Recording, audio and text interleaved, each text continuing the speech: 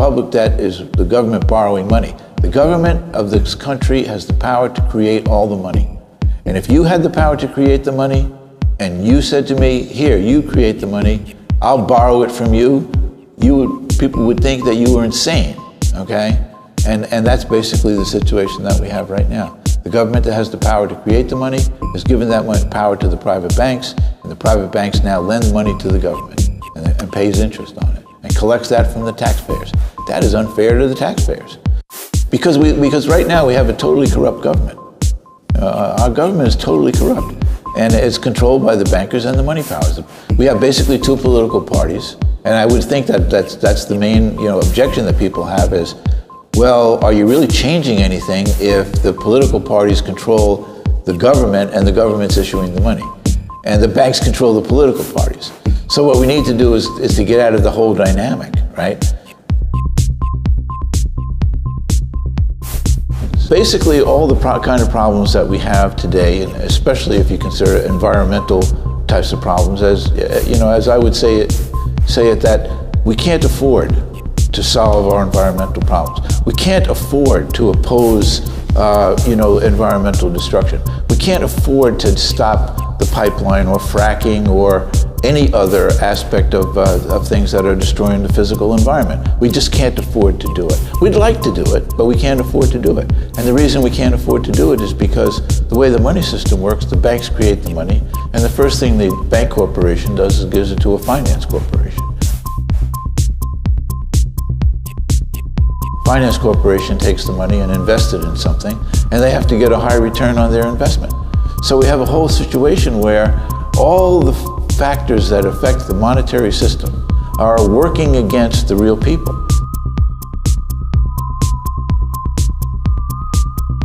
They're working against the good of the real people. They're working against the home of the real people, that is the earth, okay? And they're working against the societies that we've tried to create and to accomplish. And until people understand that fact, that the monetary system is the foundation issue for all reform, for all political reform, social reform, economic reform, environmental reform, all of those reforms have to first be able to be dealt with in terms of money.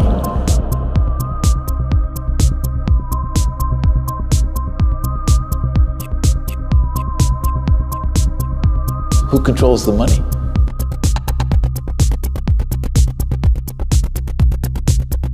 The first use of money, like it should be, then we would have a whole different world.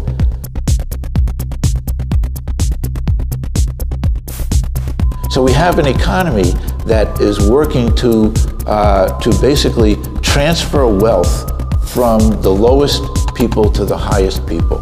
And that's how we get the 99% versus the 1%. It's built into the money system. The money system works to the advantage of the people who create the money.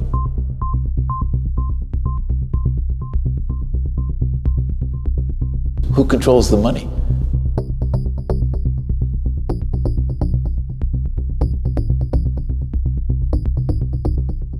If one group of businesses has the right to create its own assets out of nothing and then rent those assets to the rest of us, that's a playing field that is incredibly unlevel. That's why the rich get richer. That's why the poor get poorer. It's because we don't have a level playing field with money.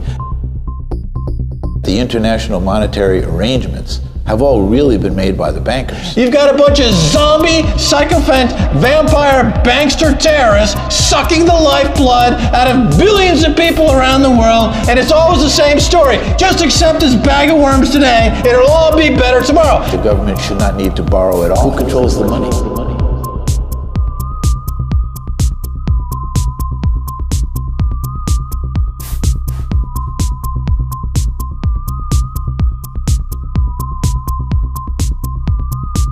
The solution is to turn over the creation of money as an equity in the Commonwealth as opposed to a debt to private bankers. We have to basically avoid the situation that we're in, because we've gotten to the concentration of wealth into a totally unprecedented metrics. So we have a situation where how do we reverse that? Do we reverse that with more of the same? I don't think so. It's an Alice in Wonderland moment. We have to reverse the way that money is created. That's the most fundamental issue that is out there in the world today. But if we don't reform the money system, the banks are still in charge.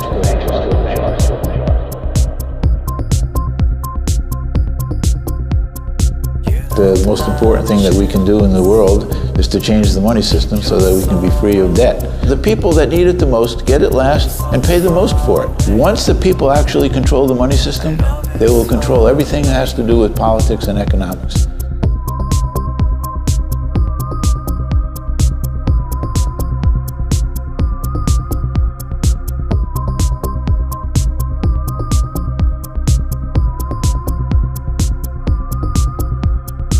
Banks own a huge proportion of the national debt. They're working against the good of the real people. They're working against the home of the real people, that is the earth, okay? And they're working against the societies that we've tried to create and to accomplish. Public debt is the government borrowing money. The government of this country has the power to create all the money. And if you had the power to create the money, and you said to me, here, you create the money, I'll borrow it from you, people would think that you were insane, okay? And that's basically the situation that we have right now. The government that has the power to create the money has given that power to the private banks, and the private banks now lend money to the government and pays interest on it and collects that from the taxpayers. Right now we have a totally corrupt government. Who controls the money?